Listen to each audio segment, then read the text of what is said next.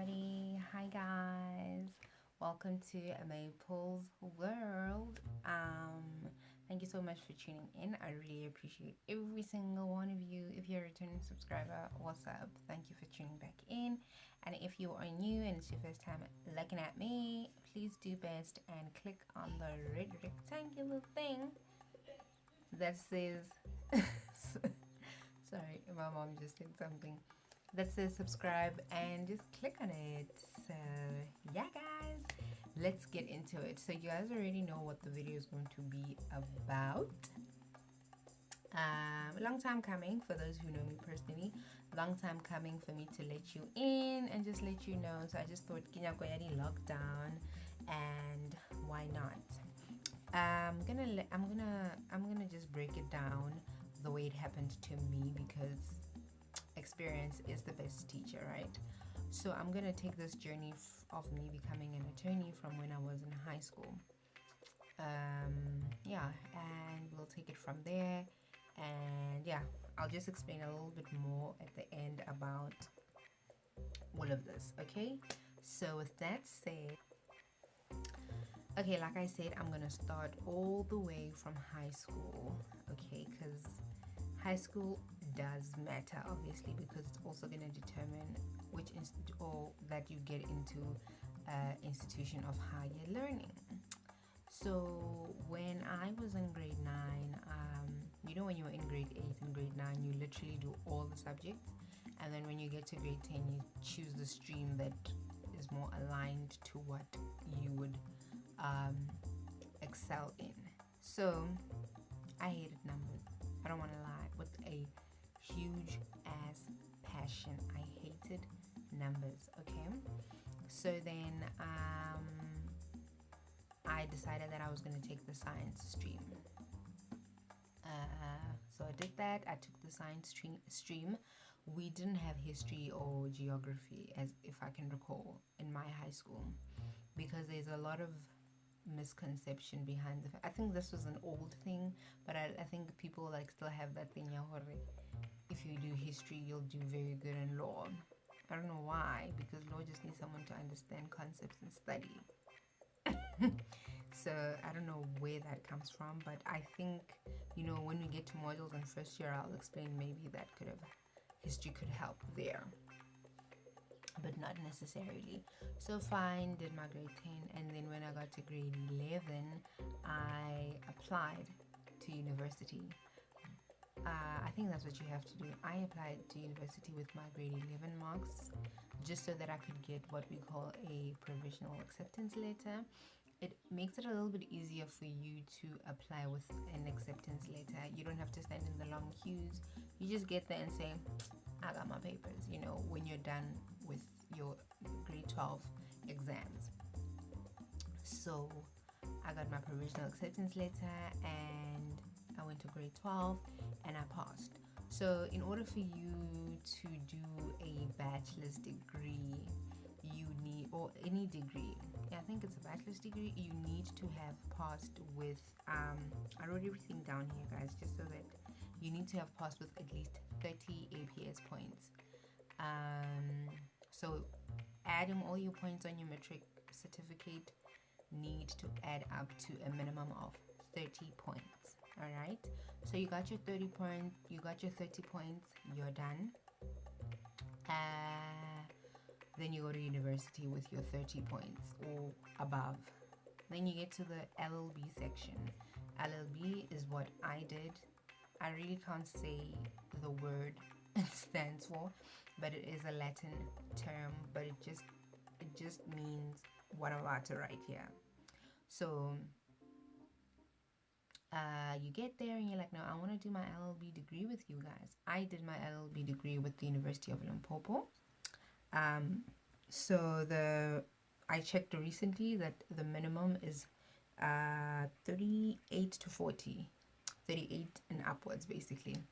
So if you don't have, if you could have your 30 points of getting a bachelor's degree, but you can't do specifically an LLB. So you need to get like at least 38 points.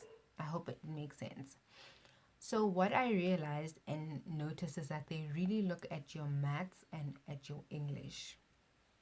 Primarily because you're going to be studying in English, you are going to be, you need to know I think, I would think that most of the degrees, they actually look at your English because you need to understand concepts, because it makes no sense for you to be in class and you don't really understand or can't make sense of what the lecturer is saying to you, because you're going to also need to go out there and interpret English statutes. You know what I mean? So English is very vital. You're going to need to speak English in court, depending which court you're in. You know what I mean? So English is very important in a lot of aspects. We all know it's a universal language, so you need to understand it so that you can actually be able to articulate yourself properly. All right, cool. You're gonna look at your English marks and then your what's this? Your maths marks. So for your English, you need to get you need to get a level 6. You need to get a level 6. Your APS needs to be a level 6.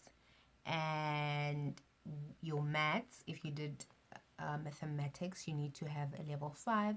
And if you did math literacy, you need to have at least a level 6. Okay, I hope that makes sense. Yeah, all right. So you qualify. Okay, you qualify to get into the program. And if you don't qualify, but your points add, if you qualify with your 38 points to do LLB, but they look at your English and your maths and they see that maybe you got instead of getting a level 6 on English, maybe you got a level 4 or 5, and you got a level 5 or 4 in maths. They might accept you at the university that I went to. They'll accept you, and then you will do an extended LLB program. I'm not quite sure if they go on for longer or if it's also just 4 years, because normally an LLB degree is 4 years. It sounds long, but the perk about it is that when you're done with your LLB degree, you can literally just go and do your masters. You don't need to go and do an honors and then go do your masters. So going back to the extended program, so you can still get in even if your English and your maths are not so great, because the extended program has English classes and numeracy classes. So that's that on that. That's the entry and everything. So now you get to school, freedom, Humanati, you are there, you are feeling great. I don't want to lie, when I got there, and because I had never been to boarding, I had never been away from home, and at least my parents give me, as much as I live in Polokwane and my varsity was like a good, maybe a 45-minute drive, if not 30-minute drive. But I had that little freedom, so I really liked it. As much as my dad would pop in randomly, but he popped in with Groceria Woolworths. So shout out, Dad. So then, there you are, you're at Rares or wherever you're staying, and then you do your first year. And then I'm going to come back to that history point. In first year, normally, I think in all the universities, but I remember speaking to another person from another varsity that they actually did the history when they were doing their final year, but we actually did it in first year. So in first year, we had a module where you had to do the historical background of South African law. You need to know where it comes from, how it came about, what it was derived from. And I think that's why some people would say you need to have history in high school. I didn't have history. Most of us didn't have history back then, or in my class. Most of us didn't have history. Or my friends, rather. Let me not speak for everybody else, but for my friends, I don't know anybody who says, because I did history, this module is like super easy. You know what I mean?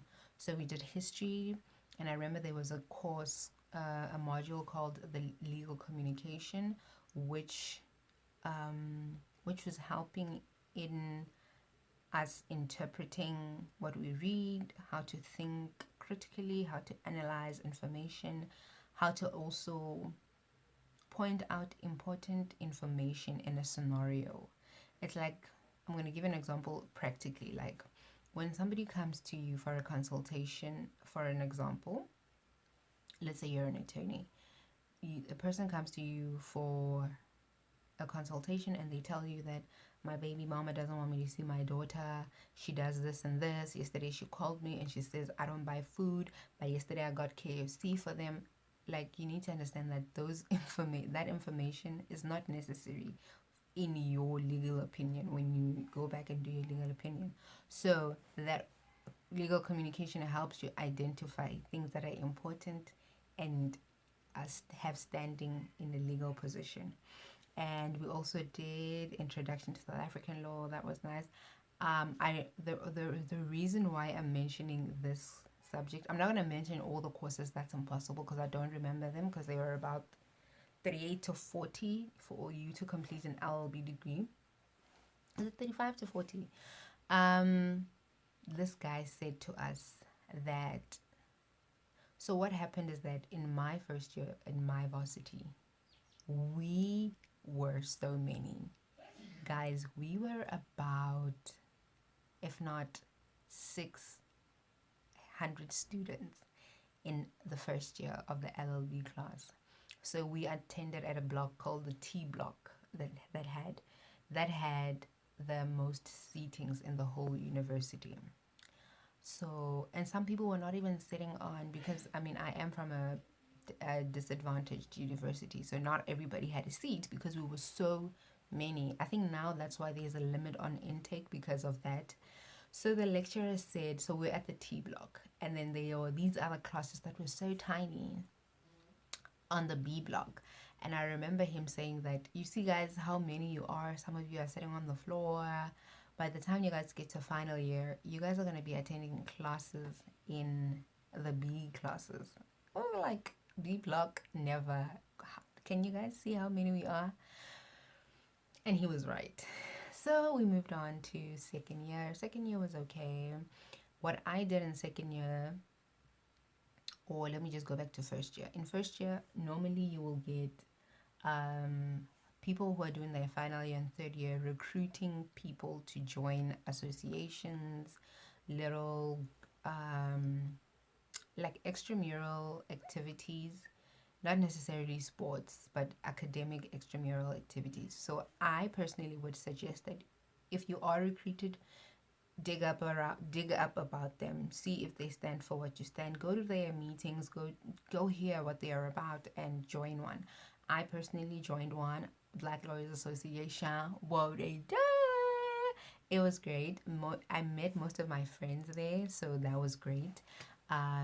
Still in contact with most of them, so it's a great thing to have. And what these extramural associations help you with is they actually tackle things that are happening practically in the law field that you might not even know anything about because you are in school and you're just doing the theory part. So that's just something that I wanted to note and let you guys know.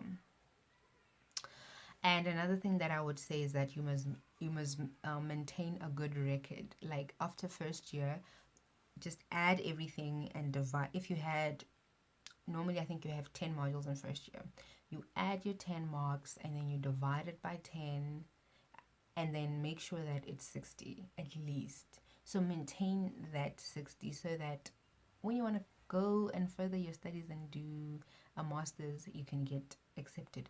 And also it is your transcript is the thing that's gonna make you stand out. Yeah. So third year started getting like, you are part of the seniors now. You are part of the seniors. You need to stop being serious. You need to make the law library your best friend. Like, you need to be there. You need to study, still maintaining a good record, attending where you need to attend. And another thing that I would point out is start doing what we call VAC work. This is vacational work. June holidays are very long. So it would be advisable that at least take about 3 weeks in that holiday to get work at a law firm, just to get practical experience, because you're going to also attach that with your transcript when you're looking for articles later on when you're done with your degree. And you also maintain relationship with those people that you work with, because those people might be the same people who hire you when you're looking for internship. So also note that now you're done with third year. Now you're going to final year. Final year, hectic also. It's nice when you don't have any, like, what's this, like modules from the previous year, because you get to just focus on your fourth year modules. Because what that can do when your modules cross over, it, you have to like choose which module is more important to you, as if they clash. If they don't clash, then that's great, but if they do clash, then you find yourself in a situation where you have to choose which class you're gonna go to. So that's not nice. I had that problem, I'm not gonna lie, where some of my things were crossing over, but I don't remember it clashing to an extent where I was so frustrated. I will note that second year was my most difficult year, not academically so, just because I lost my best friend in a car accident that we were in. May her soul rest in peace. And I remember my parents thought, nah, she can't do it. I mean, we won't even be surprised if she doesn't make it, if she doesn't pass most of her modules. And what did I do? Because my friend she was really smart. She loved to study. And I just told myself that I'm doing this for her. And I went in for the kill, and I studied, and I passed all my modules that year, which surprised my parents and myself. But anyway, yeah, rest in peace, buddy. Love you, to the moon and back, to the moon and back, to the moon and back. Yeah. Final year. Final year, you're studying, you're living in the law library. And another pointer that I would just advise anybody who's going to varsity, even if you're not going to be doing an LLB degree, guys, when the lecturer says read the chapter, because they do tell you next class we're going to be doing chapter 4, just read it. Just read it, because you don't get a lot of time in the classroom, in the classroom. Yeah, it is a classroom, in the lecture hall. You don't get enough time in the lecture hall for him or her to go through every single thing in there. And you know it's not nice when other people are asking questions and you are there like, but this guy never said anything about those things. That's because some of those things they are asking about are things that they already read and they got confused. So now they want clarity. So that's a pointer that I learned that very late. I only started doing that in third year because I was I was living my best life. I'm living my best life. But I knew that, you know, you need to read the chapter before you go to class, so that when he's speaking about things that you saw in when you were alone, you're like, oh, that's what he means. Oh, that's what it meant. Oh. So yeah, now you're doing your fourth year. You in my varsity, you choose between practicals, or you're gonna do labor, or you're gonna do criminal. I did practical because I wanted to become an attorney. Okay, I thought I wanted to become an attorney, so I did it. So practicals, you do things like a little moot trial or trial advocacy or something along those lines, where you do practicals, where you draft letters of demand, summons, a plea, and you draft warrant of execute. You draft a lot so that when you go out there, you don't embarrass the school, and know, so that they know that you actually know how to draft legal documents. And how to just, you know, to know that when you're at high court, this is how you speak to the magistrate, how you speak to the judge, and when you're at the magistrate court, you know how to address the magistrate. You know, like, you must stand up when you speak, you must sit down with the other one standing, you know, the colors you must wear to court. So those are the things that they teach you in practical, because you are taking the attorney route. Okay, so now you are done with varsity. Okay, guys, that's where I'm gonna leave it for today, because I don't want the video to be too long, and then it's like, Mapula, come on, goodness gracious you.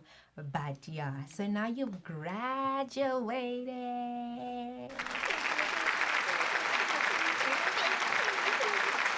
Amazing, happy, 4 years, amazing, you did it, you've passed, you've done it. No. Stay tuned next time for another episode. If you enjoyed this, if you have any questions that you guys want to ask pertaining anything that I mentioned in this video, or anything that you'd also like to see in the future, because this is just the beginning. I am going to be talking about interesting things in the law. I'm going to be giving some legal advice where I can. I'm going to be talking about topics that affect a lot of women, um, you know. So that is, I'm still going to be creating my beauty content, guys. Like, I love beauty, so, and I'm going to be doing vlogs, but I just thought that I would integrate this law thing into this thing so that this thing can be our thing. You see what I did with that thing? So yeah, guys, I hope you guys really enjoyed the video. I hope this video is recorded because what a wowzy, I really enjoyed this. Once again, don't forget to comment, don't forget to like, and don't forget to subscribe. And also do follow me on my social media. I am Mapulas Tusa everywhere. Just put an underscore between my name and surname. So I love you guys so much.